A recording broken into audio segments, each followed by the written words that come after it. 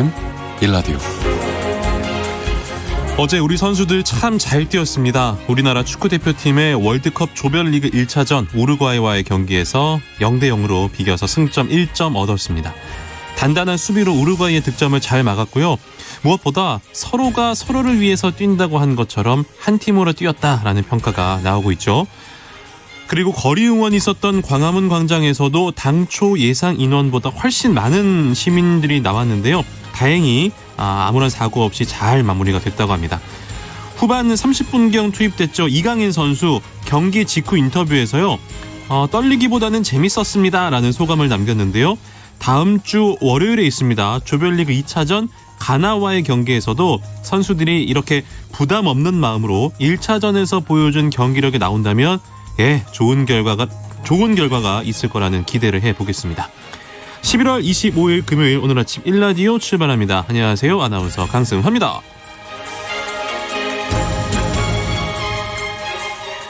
오늘 아침 일라디오 오늘도 생방송으로 함께하겠습니다. 방송에 참여하실 분들 단문 50원, 장문 100원이 드는 유료 문자 샵 9730 이용하셔도 되고요. 유튜브에 KBS 일라디오 공식 채널 검색하고 들어오시면 채팅창에 참여하실 수 있습니다. 콩 어플리케이션에서도 일라디오를 보이는 라디오로 함께하실 수 있습니다. 유익한 정보와 살아있는 이야기가 있습니다. KBS 오늘 아침 일라디오.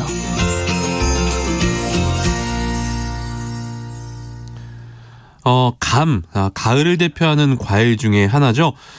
그런데 우리가 알고 있는 단감이 모두 일본 품종이라는 건 혹시 알고 계셨나요?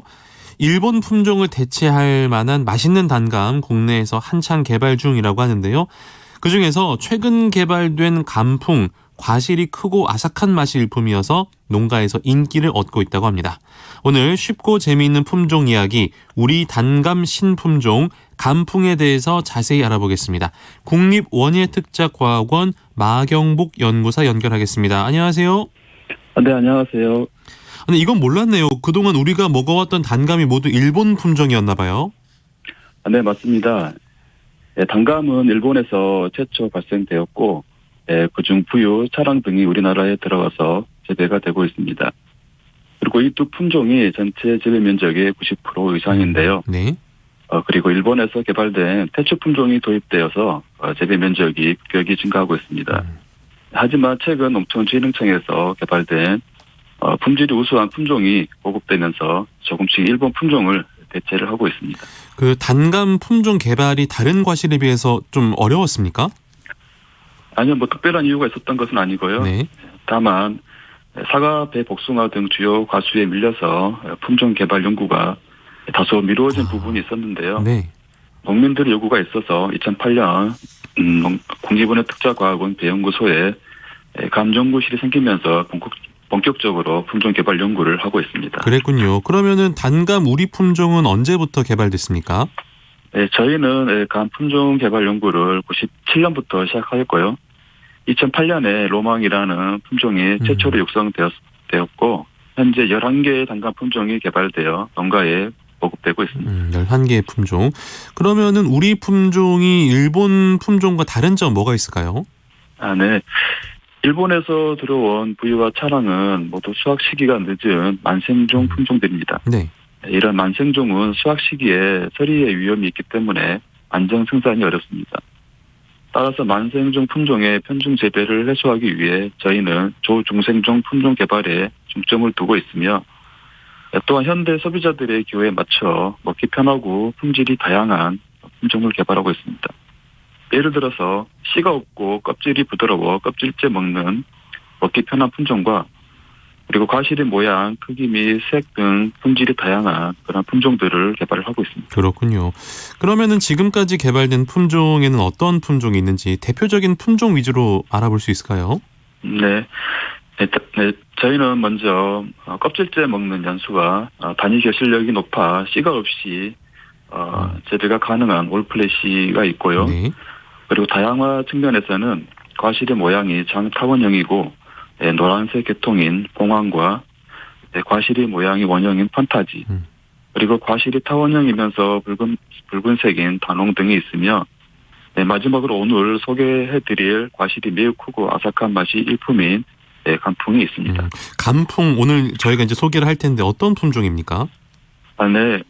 간풍은 2013년에 개발되어 농가에 보급되고 있으며 현재 조금씩 생산량이 늘어나고 있습니다.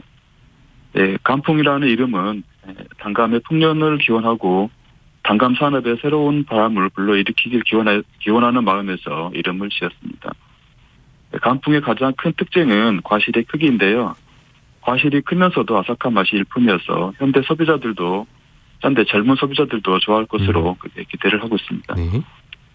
네, 간풍의 주요 특성을 말씀드리면 수확 시기는 10월 중순에서 11월 상순으로 과실이 400g 정도로 어른 주먹보다 크고 당도는 15브릭스 정도입니다.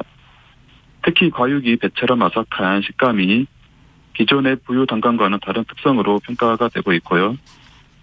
또한 단감에서 많이 발생하는 꼭지 들림이나 과피열과와 같은 생리장애가 없어서 농가 입장에서도 재배가 쉬운 그런 품종이 되겠습니다. 그렇군요. 맛있고 또 장점도 있군요. 그러면은 간풍은 어느 지역에서 많이 재배를 합니까? 네. 최근 지구온난화 영향으로 재배 지역이 많이 북상을 하고 있는데요. 네. 일반적으로 단감은 추위에 약하기 때문에 남부 해안지대를 중심으로 재배가 되고 있습니다. 네. 네, 간풍도 마찬가지로 남부 지역을 중심으로 보급되고 있으며 현재 우리나라에서 80% 이상으로 차지하고 있는 부유를 대체할 수 있는 그런 품종으로 기대가 되고 있습니다. 그렇군요. 온난한 곳에서 잘 자란다. 앞으로 간풍 보급 계획은 어떤지 그리고 단감 신품종 육성 계획에 대해서도 한 말씀 부탁드리겠습니다. 네, 저희는 먼저 생산 농가에서 품종 고유의 특성이 안정적으로 나타나서 소비자들에게 맛 좋은 단감을 공급할 수 있도록 재배 매뉴얼을 개발을 하고 있습니다. 그리고 또한 SNS 등을 통해 개발 품종의 대국민 홍보를 강화하여 확대 보급을 위해 노력하고 있습니다.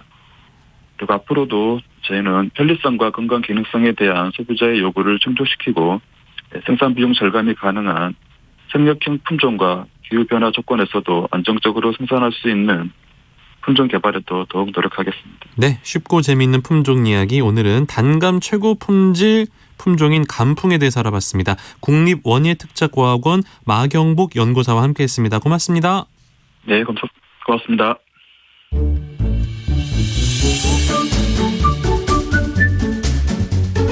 아침을 여는 기분 좋은 습관. KBS 오늘 아침 1라디오.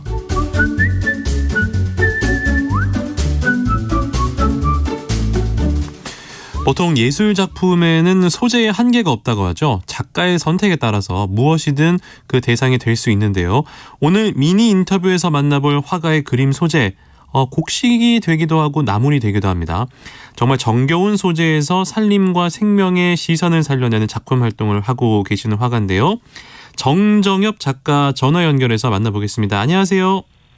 네, 안녕하세요. 네, 제가 지금 작가님의 작품들을 지금 컴퓨터로 보고 있는데 그림이 참 인상적이고 특히 대파 그림이 참 인상적입니다. 인터뷰 보니까 이런 말씀하셨더라고요. 사대부가 난을 쳤다면 나는 팔을 친다는 심정으로 그린다. 왠지 모를 통쾌함도 느껴지는데요. 네. 어떤가요, 작가님? 네. 네, 제가 이제 2011년도에 안성 시골 마을에 내려오게 됐어요. 네. 그 산책길에 그 고개를 쏙 내민 양파꽃을 봤어요. 네네. 너무 아름다웠고요. 그리고 또 달래를 캐다가 씻으면서 그 조형미에 반했어요. 네. 그래서 이제 그걸 그림을 그리다 보니 어느 날 저는 먹고 만지는 것들을 그리고 있더라고요. 그 따지고 보니까 그 사대부들이 그려왔던 매낭국주. 네. 하나도 먹을 수 없는 것들이죠. 그 예. 해주는 밥을 먹으면서 그렸던 그 매낭국죽에 비해서 어떤 것도 뒤지지 않는 아름다움을 가지고 있었어요. 예. 그래서 이게 바로 살림의 시선이고 살림의 사군자라고 할 수 있구나. 그래서 그 주제로 좀 더 그리고 있는데 특히 이제 이 살림을 하는 주부들이 되게 그걸 볼 때 통쾌해하고 있어요. 저는 이제 진품명품을 진행하는 MC이기도 한데 사실은 진짜 뭐 대파 그림 요런 그 뭐 저 신사임당의 뭐 이런 수박 그림 정도는 제가 봤었는데 먹는 거. 네. 파는 제가 못 봤거든요. 특히 이제 방금도 말씀해 주셨지만 이런 곡식이라든지 나무를 이란 소재에 주목을 하게 된 특별한 이유가 그러면은 뭔가 이 우리 생활 주변에서 볼 수 있는 소중한 거기 때문에 이렇게 그림을 그리기 시작하셨다 말씀이신가요? 아니 물론 이게 제가 뭐 의식적으로 그린 거는 아니고 네. 제가 훨씬 20년 전에 재래시장에서 어느 봄날 그 좌판에 놓여 있는 봄나물들이 쌓여 있는 걸 봤어요. 네네. 근데 그때 그 마음이 그 풍요로워지고 또 아이를 낳고 있을 때여서 어디도 갈 수 없는 상황이었는데 네. 마치 여행지를 다녀온 것만큼의 충족감을 느끼게 됐어요. 네. 그러면서 제가 이제 봄나무에 주목하게 됐는데 이후로 이제 시골에 내려오면서 그것들을 본격적으로 그리게 됐죠. 그러셨군요. 지금 보니까 뭐 파치나 콩이나 녹두 같은 건 정말 강렬하게 쏟아지는 느낌.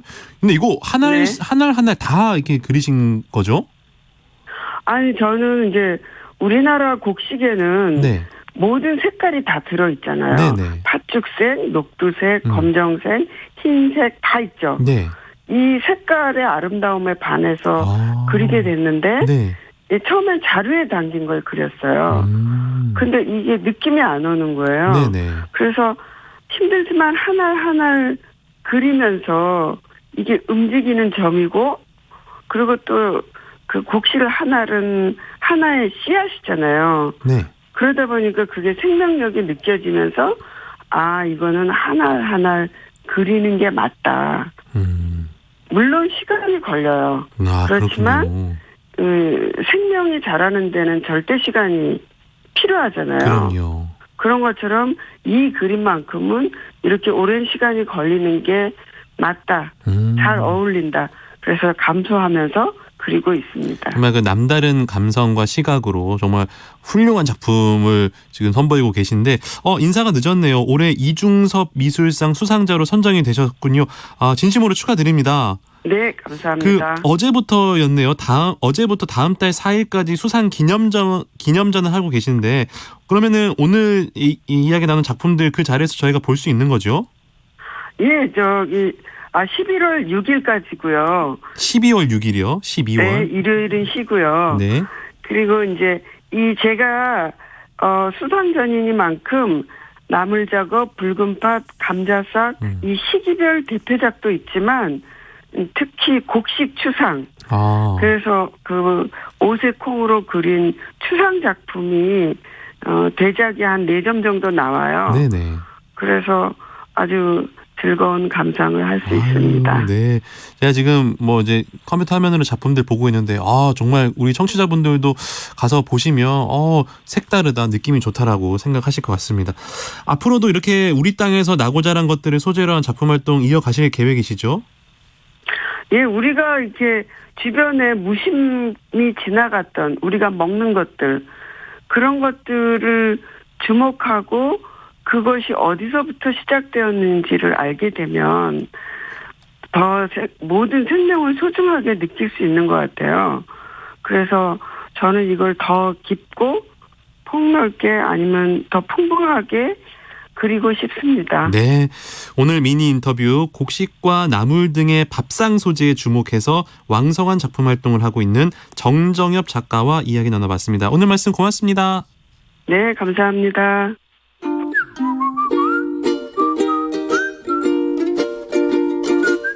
오늘 아침 일라디오 강승화 아나운서의 진행으로 듣고 계십니다.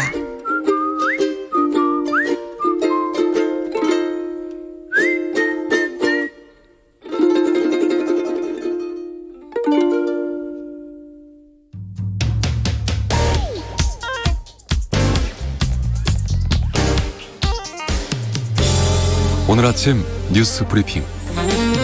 뉴스 브리핑 정상근 기자 연결하겠습니다. 안녕하세요. 안녕하십니까. 어제 축구 보셨어요? 네, 봤습니다. 저도 네. 정말 떨리는 마음으로 봤는데 결과부터 말씀드리면 우리 대표팀 우루과이와의 경기에서 무승부 기록했습니다. 네, 심장이 쫄깃쫄깃한 경기였는데요. 대단했어요. 네, 우리 대표팀이 세계 최강의 공격력을 가진 것으로 평가받는 피파 랭킹 14위 우루과이를 상대로 선전하면서 무승부를 기록했습니다. 승점 1점을 확보했는데요. 전반전은 우리가 점유율에서 우루과이에 앞섰습니다. 네. 아쉽게도 이 전반전 황의조 선수의 노마크 찬스에서 슈팅이 한 차례 빗나갔지만 우루과이도 골대를 2번이나 맞추면서 이 결정적인 득점 기회를 놓쳤습니다. 그래도 공수 모두 우리 대표팀 합이 잘 맞았는데요. 특히 수비에서 이 김민재, 김영건 선수가 맡은 중앙 수비는 흠잡을 데가 없었고, 네. 또 양측면의 김진수, 김문환 선수도 이 상대의 측면 돌파를 번번이 이끌어냈습니다.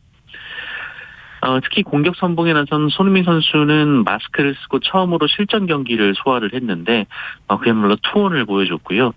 또 후반 교체로 그라운드에 들어온 이강인 선수는 이 특유의 볼 컨트롤과 패스로 또 존재감을 각인했습니다. 네. 이제 앞으로 2경기가 더 남아 있습니다. 벤투 감독과 선수들 남은 경기에서 선전을 다짐했습니다. 네, 파울로 벤투 축구대표팀 감독은 경기 후 인터뷰를 통해서 좋은 경기를 했다라며 상대는 예상대로 매우 강한 팀이었지만 우리도 잘했다라고 말했습니다. 이 주장 손흥민 선수는 비겨서 아쉽지만 이 2경기 더 있으니 잘 준비해 좋은 모습 보여주겠다라고 밝혔고요. 이 본인의 몸 상태 관련해서는 이 3주 만의 경기였지만 동료가 도와줘서 잘할 수 있었다 이렇게 말을 했습니다. 이 막내 이강인 선수는 좋은 경기를 펼치고도 승점 3점을 따내지 못해 아쉽다라면서 처음으로 월드컵 무대에서 뛰었는데 너무 재밌었다 이렇게 말하기도 했습니다. 너무 재밌었다라는 이야기가 또 인상적인 인터뷰였습니다. 우리와 네네. 같은 조죠. 포르투갈과 가나 이 경기도 대단한 결과가 나왔습니다. 네, 축구에서 가장 재밌다는 스코어가 이 경기로 나왔는데요. 네. 후반전에서만 그렇게 나왔죠? 네, 그렇습니다. 우리 대표팀 경기 직후에 치러진 같은 조, 이 포르투갈 대 가나의 경기는 이 포르투갈의 3대2 승리로 끝났습니다. 이 포르투갈의 호날두 선수는 월드컵 5개 대회 골이라는 금자탑을 쌓았습니다. 스위스와 카메룬의 G조 첫 경기는 스위스의 1대0 승리로 끝났고요. 이 브라질과 세르비아의 G조 두 번째 경기는 2대0으로 이 브라질이 세르비아를 완파했습니다. 네. 대한민국의 다음 경기는 다음 주 월요일 11월 28일 저녁 10시 가나와의 경기니까 저희가 그때 또 응원하도록 하겠습니다. 좋습니다. 경제 얘기로 한번 가볼까요? 한국은행이 기준금리를 또 올렸네요. 네, 한국은행 금융통화위원회가 어제 기준금리를 0.25%포인트 올렸습니다. 이로써 우리나라의 기준금리는 기존 3%에서 3.25%가 됐습니다. 기준금리는 올해 4월부터 6차례 연속으로 올랐는데요. 이런 적은 처음입니다. 다만 미국의 통화 긴축 속도 조절 가능성, 그리고 비교적 안정된 원달러 환율, 이 자금 신용 경색 위험, 이 경기 침체 등을 고려해서 이 보폭은 지난달 최근 픽스텝에서 이달 베이비 스텝으로 좀 좁혀졌습니다. 그럼에도 불구하고 한국은행은 지난해 8월 이후 불과 1년 3개월 만에 기준금리를 연 0.5%에서 3.25%로 2.75%포인트나 올렸습니다. 단순하게 계산하면 그동안 늘어난 연간 이자 부담이 개인당 182만 6천 원이나 되는데요. 네. 하지만 한국은행은 내년에도 금리를 인상한다라는 방침인데 전문가들은 내년 상반기까지 최종 금리 수준이 3.5에서 3.75%가 될 것으로 예상을 했습니다. 반면에 경제 성장률은 1%대로 전망된다라는 수치가 있네요. 네, 한국은행이 내년 실질 국내 총생산 성장률 전망치를 1%대로 대폭 낮춰잡았습니다. 기존에는 2.1%였는데요. 그 1.7%로 0.4%포인트나 하향 조정했습니다. 1%대 성장률은 코로나19로 마이너스 성장을 했던 지난 2020년, 그리고 글로벌 금융위기를 겪은 지난 2009년을 제외하면 2000년 들어서 가장 낮은 수준입니다. 경기 침체가 우려된다 이런 지적이 나오고 있고요. 반면에 이 내년 소비자 물가 상승률 전망치는 지난 8월에 3.7%에서 이번엔 3.6%로 조금 내려가긴 했습니다만 그래도 3%대 중반을 유지했습니다. 이 역시 올해를 제외하면 글로벌 금융위기가 시작된 2008년 이후 가장 높은 수준입니다. 네. 그런가 하면 화물연대 총파업에 대해서 정부가 강경 대응을 이야기했습니다. 네, 민주노총 전국 공공운수노조 화물연대 본부가 예고한 바대로 어제 총파업에 돌입했습니다. 화물연대는 어제 오전 10시 전국 16곳에서 동시에 총파업 출정식을 열었었는데요. 정부는 총 2만 2천 명으로 추정되는 화물연대 조합원 중 43%가 이 총파업 출정식에 참여한 것으로 보고 있습니다. 출정식 과정에서 경찰과의 충돌은 없었고요. 전국 12개 항만의 컨테이너 장치율은 평상시와 그렇게까지 크게 다를 바 없는 60%대를 유지했습니다. 다만 평소 하루 8,000톤의 물량을 출하하는 또 현대제철 포항 공장이 물량을 내보내지 못했고요. 시멘트 물류 출하도 차질을 빚었습니다. 정부는 이번 파업을 두고 국가 경제를 볼모로 한 정당성과 명분이 모두 없는 매우 이기적인 행동이라고 규정하면서 이 화물연대의 파업 철회를 촉구했는데요. 이와 함께 운송 개시 명령을 내릴 준비에 착수했습니다. 이 운송 개시 명령은 국토부 장관의 권한인데요. 운수 종사자가 이를 거부하면 3년 이하의 징역이나 3천만 원 이하 벌금에 처해집니다. 다만 지금까지 몇 차례 화물연대 파업이 있었지만 실제로 운송 개시 명령이 발동된 적은 한 번도 없었습니다. 그랬군요. 이태원 참사 국정조사 특별위원회가 공식 출범했습니다. 네, 국회가 어제 본회의를 열고 이태원 참사 국정조사 계획서를 통과시켰습니다. 이태원 압사 참사가 발생한 지 약 한 달여 만인데요. 이 국정조사 특위위원장은 우상호 민주당 의원이고요. 민주당 9명, 국민의힘 7명, 이 비교섭단체 2명으로 구성이 됐습니다. 그런데 첫날부터 특위가 험난했습니다. 어제 원내대표가 합의한 국정조사 대상 중 국민의힘이 대검찰청을 뺄 것을 요구하면서 오전 특위회의에 불참을 했습니다. 이 책임 대상이 아닌 부처를 부르면 정쟁으로 흐른다라는 것이 이유였는데요. 이에 민주당은 대통령실의 지침이냐며 강하게 반발을 했습니다. 결국 여야는 이 대검찰청의 마약 수사 관련 부서장만 부르기로 다시 합의를 하면서 일단은 봉합을 했습니다. 어제 국회 본회의에서 오석준 대법관 임명 동의안이 통과가 됐군요. 네, 윤석열 대통령이 지명한 첫 대법관 후보인 오석준 후보자 임명 동의안이 어제 국회 본회의를 통과했습니다. 지명된 지 3개월 만인데요. 임명 제청에서 임기 시작까지 가장 오랜 시간이 걸린 대법관이 됐습니다. 이 오석준 대법관은 과거 800만 원을 횡령한 버스기사 해고가 정당하다라는 판결을 내려 논란이 된 바 있습니다. 네. 반면 변호사들로부터 유흥 접대를 받은 검사의 면직 징계는 또 취소한 바 있었는데요. 여기에 윤석열 대통령과 대학 시절 알고 지낸 사이로 알려진 것도 논란이 됐습니다. 한편 윤석열 대통령과 한동훈 법무부 장관의 청담동 심야 술자리 의혹을 제기했던 민주당 김의겸 의원이 사실상 주장을 철회하고 사과했습니다. 해당 술자리 의혹 제보자가 경찰 조사에서 거짓말이었다 이렇게 진술한 이유인데요. 한동훈 법무부 장관은 사과는 필요 없다라면서 법적 책임을 묻겠다라고 밝혔습니다. 그런가 하면 북한이 윤석열 대통령을 맹 비난했다는 뉴스도 있습니다. 네, 김여정 북한 노동당 부부장이 어제 조선중앙통신 담화를 통해 윤석열 대통령을 향해 원색적인 비난을 가했습니다. 김여정 부부장은 남한 국민들은 자꾸만 위태로운 상황을 만들어가는 정권을 왜 그대로 보고만 있는지 모를 일이라면서 윤석열 대통령을 두고 천치바부라고 지칭을 했습니다. 그러면서 문재인 전 대통령이 있을 때 적어도 서울은 우리 관역이 아니었다 이런 말을 하기도 했는데요. 김여정 부부장은 지난 8월에도 윤석열 정부의 담대한 구상을 비판하며 윤석열 대통령을 향해 인간 자체가 싫다 이렇게 말을 한 바 있습니다. 이에 대해 대통령실은 대응하지 않기로 했습니다. 맞대응할 수준이 아니다 이렇게 판단했다고 하는데요. 대신 통일부는 국가 원수에 대한 저급한 막말로 비난하고 또 초보적인 예의도 갖추지 못한 것에 매우 개탄스럽다라며 우리 국민에 대해 반정부 투쟁을 선동하고 체제를 흔들어 보려는 불순한 기도를 강력히 규탄한다라고 비판했습니다. 자녀를 이유로 성소수자의 성별 전환을 불허해서는 안 된다. 대법원의 판례가 나왔는데요. 이거 어떤 내용인가요? 네, 성전환자가 미성년 자녀를 뒀다는 이유만으로 가족관계 등록부에 적힌 성별 정정을 할 수 없도록 해서는 안 된다. 이런 대법원 판단이 나왔습니다. 네. 이 대법원 전원합의체는 어제 성전환자 A씨가 가족관계 등록부상 성별을 여성으로 바꿔달라면서 제기한 등록부 정정 신청 사건에서 이를 불허한 원심을 깨고 사건을 서울 가정법원으로 돌려보냈습니다. 이 대법원은 지난 2011년 이 미성년 자녀가 있는 성전환자의 성별 정정은 허용될 수 없다라는 판결을 한 바 있는데 이 판례가 뒤집혔습니다. 이 대부분은 성 전환자는 자신의 성 정체성에 따른 성을 진정한 성으로 법적으로 확인받을 권리가 있으며 성별 정정 자체가 가족제도 내의 성 전환자 역할과 또 미성년 자녀의 권리를 훼손한다고 보기 어렵다라고 판단했습니다. 네.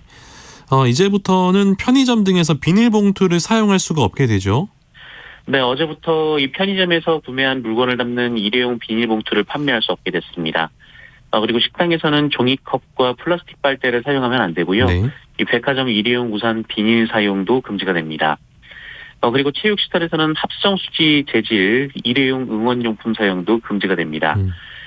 일회용품 사용 제한을 어기면 300만 원 이하 과태료가 부과되는데요. 다만 1년간 계도 기간이 부여돼서 과태료 거부가 되지는 않습니다. 네.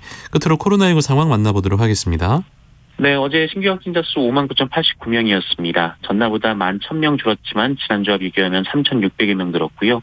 위중증 환자 437명으로 전날보다 40명 줄었습니다만 엿새째 400명대를 유지하고 있고 사망자는 59명이 나왔습니다.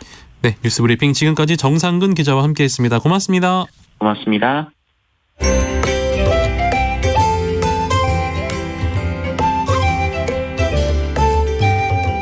상쾌한 하루의 시작. KBS 오늘 아침 1라디오.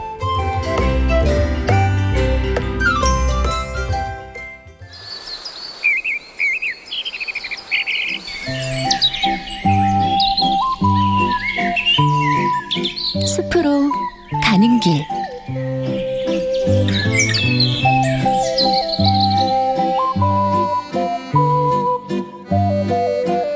숲으로 가는 길 이어가겠습니다. 숲의 설가 김서정 작가와 함께합니다. 작가님 어서 오세요. 네, 안녕하세요.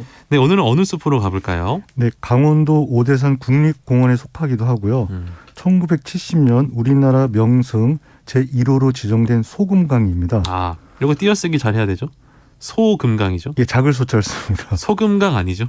예, 소금강이 아니고 소금강입니다. 예. 그러니까 작은 금강산이다 이런 예, 의미인 맞습니다. 거잖아요. 예, 예. 네. 그래서 여기 그 산의 모습과 그 산이 보여주는 그 바위의 모습이 그러니까 북한에 있는 금강산을 그러니까 축소시켜 놓은 것 같다. 그래서 소금강 그렇게 예. 부르고 있습니다. 그 금강산과 비교를 하려면 금강산에 가 보면 좋을 텐데 혹시 작가님은 금강산에 가본 적이 있으십니까? 아, 저는 못 갔습니다. 안타깝게도. 전 가봤는데. 부럽습니다. 고성에서 배 타고 들어갔었어요. 초기에 가시군요. 한 20년도 더 예전에. 네. 그때 사정이 있어 제가 못 갔는데. 네네. 근데 그래도 이렇게 인터넷 들어가면 많이 볼 수가 있는 것 같아요. 네. 그래서 바위가 멋있는 산이 금강산을 대표적인 산으로 꼽고 있는 것 같은데요. 그렇죠. 근데 이 남한에도 소금강으로 부르는 곳이 양평, 원주, 정선, 포항, 괴산 등에도 있는 걸로 제가 봤습니다. 네. 사실 이제 말씀하신 대로 우리나라에 소금강이라고 이름이 붙어 있는 곳이 꽤 많은데요. 그 중에서도 오대산 소금강이 명승 1호가 된 이유가 있을까요? 예, 그 명승은 경치가 좋기로 이름난 곳을 말을 하는데요. 네. 이 명승은 국가 지정 문화재이고요. 그래서 문화재 보호법에서 정의한 걸 보니까요. 경치 좋은 곳으로 예술적 가치가 크고 경관이 뛰어난 곳 이렇게 정의를 하고 있었는데요. 네. 이 명승이라는 단어는 고려시대부터 문헌에 등장을 하고요. 그러니까 이중환의 택리지를 비롯해서 각종 지리지에서 경치 좋은 곳을 명승이라고 소개를 하고 있었습니다. 네. 그러면은 오대산의 소금강 오래전부터 경치가 좋은 곳으로 불리고 있었겠네요. 예, 맞습니다. 그래서 오늘 말씀드린 소금강은 율곡 이유와 관련이 있는데요. 네. 이분이 태어나신 곳이 강릉 오죽헌이고요. 그렇죠. 16세 어머니 신사임당을 여의시고 3년상을 마친 이듬해인 19세에 금강산에 입산을 하신 적이 있습니다. 네네. 그러니까 1569년 그러니까 율곡 이이가 33세 무렵 이 소금강을 다녀간 뒤 유청학산 기라는 기행문을 남겼는데요. 거기에 빼어난 산세가 금강산을 축소해 놓은 것 같다면서 소금강이라는 이름을 그때 붙였고요.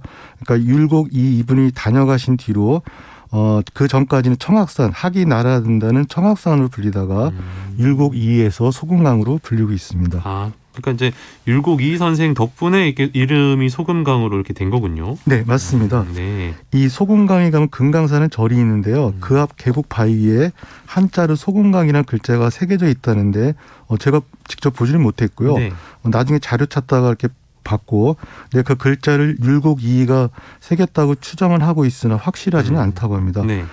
그래도 그곳에 가시면은 1호 6 먹고 율곡 유산길 이런 안내판을 만나게 되는데요. 네. 새롭게 붙인 이름이고요.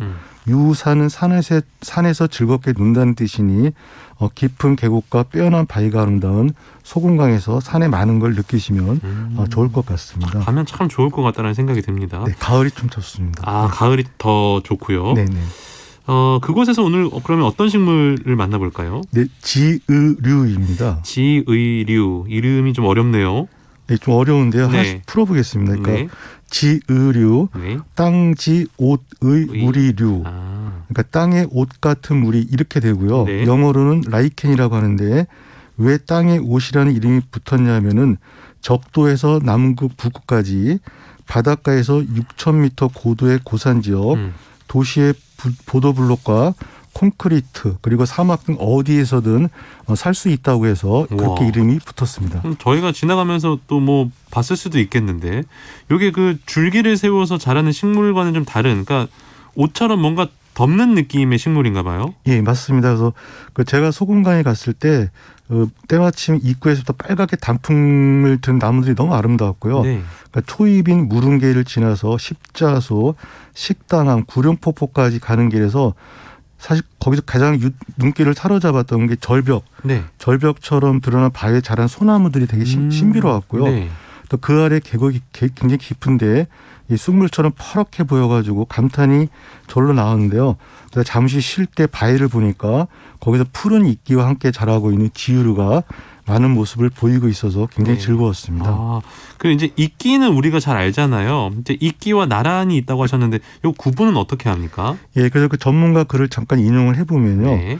지유류를 처음 보는 사람들은 다들 신기하거나 예쁘다며 이 사진을 찍기도 하지만은 어떤 생물인지는 잘 알지 못해서 처음 볼 때는 이끼인가, 이끼 같은 식물인가, 버섯 이렇게 부르는 경우가 많이 있는데요. 네네. 이 지유류는 버섯도 아니고 이끼도 아니고 식물은 더더욱 아니다.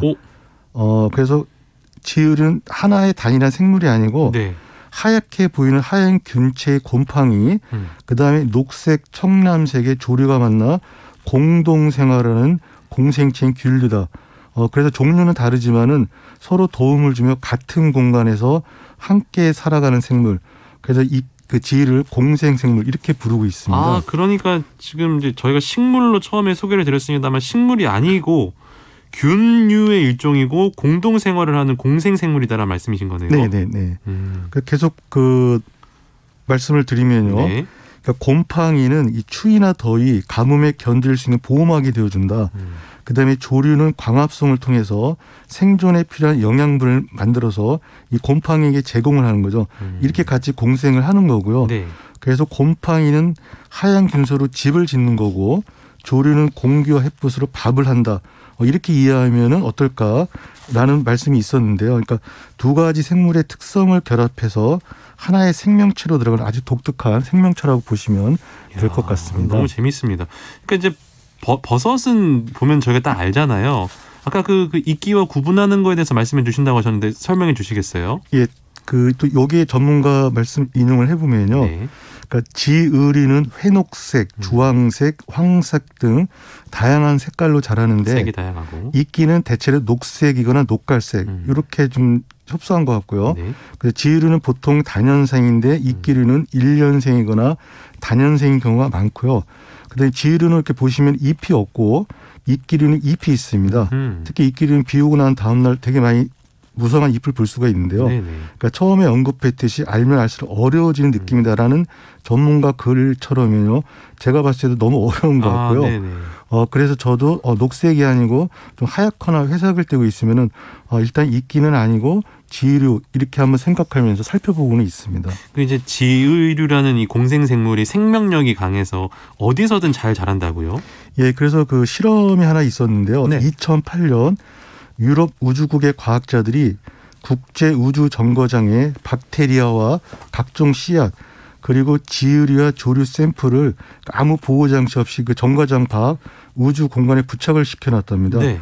그래서 18개월을 보낸 뒤에 지구로 다시 가져왔다고 하는데요. 이 샘플들은 그 지구에 측정된 자외선의 1000배에 달한 거의 자외선 폭격을 당했다 이렇게 네네. 표현을 하셨고요. 그다음에 영하 12도에서 영상 40도 여기를 오르락내리락한 변화를 한 200번 정도 거친 것이다. 이 가져온 거를 샘플을 분석하니까 이 중에서 가장 강인한 생물이 지유류 이렇게 드러났다고 연구 결과가 있었고요. 네. 이 지구로 돌아온 지유류의 일부 종은 지구에서 다시 정상적으로 성장을 했다. 그래서 전혀 다른 두 생명체가 공생체로 같이 살아가는 네. 그런 면이 있어서 아마 강하다 이렇게 아. 말씀드릴 수 있을 것 같습니다. 서로 도왔기 때문에 우주라는 극한의 환경에서 살아남은 것 같다. 네. 아니요, 전 그렇게 안 보는데요. 어떻게 보시는데? 외계인 아닐까요? 뭐 그런 면도 있지 않을까요? 외계인 믿으세요?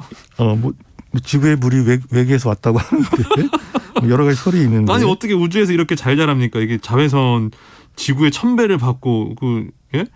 우주에는 방사선도 있을 텐데. 사실 뭐 지구의 모든 구성도 우주에서 다 온 거니까요. 예. 지유류는 우리가 진짜 열심히 살펴볼 예. 그 대표적인 생물 지표종이 되는 식물이 아닐까. 저는 제 개인적인 의견입니다. 외계인 한 표 가겠습니다. 예, 뭐 저도 일단 동의를 하고요.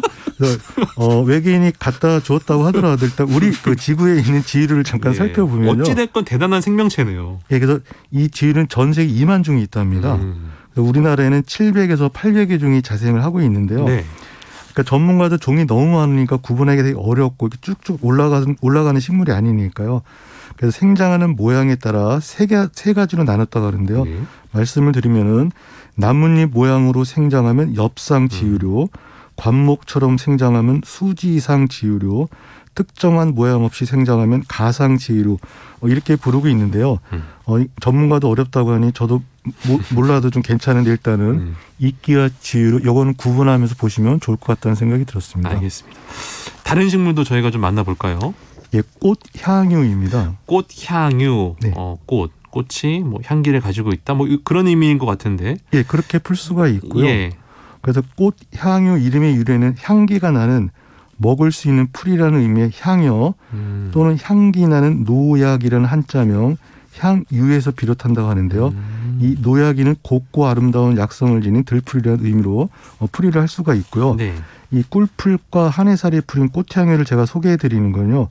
가을산에서 보면은 진한 분홍빛 꽃이 상당히 아름답습니다. 아, 그래요.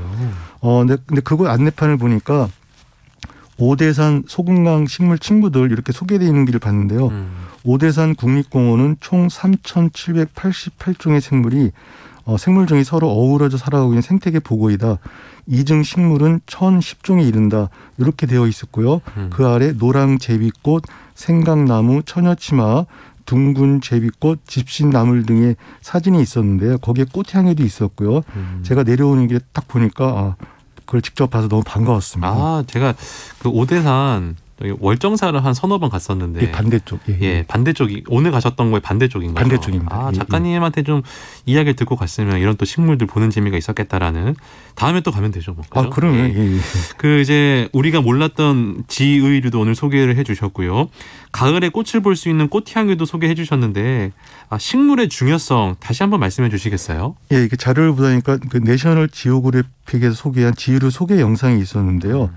이 북극에서 그 지유류가 잘 자라고요. 네. 그러니까 북극에서 술록을 키우시는 분이 저에게 지유류는 아주 소중해요. 금이나 은보다 더 소중하죠. 지유류가 없었다면 술록도 이곳에 없었을 거예요. 그리고 저도 없었겠죠. 라는 말씀을 하시는 걸 제가 봤는데요. 네. 제가 그 지유를 보면서 식물과 사람 그리고 동물의 공생에 대해서 깊게 생각하는 그런 날이었습니다. 그렇군요. 숲으로 가는 길 오늘은 강원도 강릉시 소금강을 둘러봤고요. 그곳에서 지의류와 꽃향유에 대해서 알아봤습니다. 지금까지 숲의 설가 김서정 작가와 함께했습니다. 오늘 말씀도 고맙습니다. 네, 감사합니다. 네, 날씨 간략하게 알려드리겠습니다. 오늘 오후부터 중부지방을 중심으로 비가 내리는 곳이 있겠네요. 5mm 안팎으로 내리는 비의 양이 많지는 않습니다만 해당 지역에 계신 분들은 작은 우산 하나씩 챙겨서 외출하시면 좋을 것 같습니다.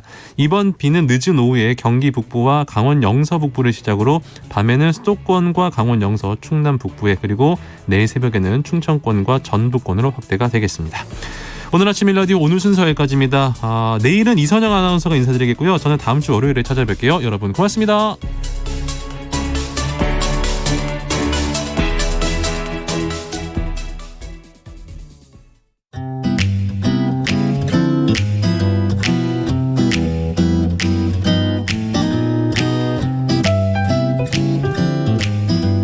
안녕하세요.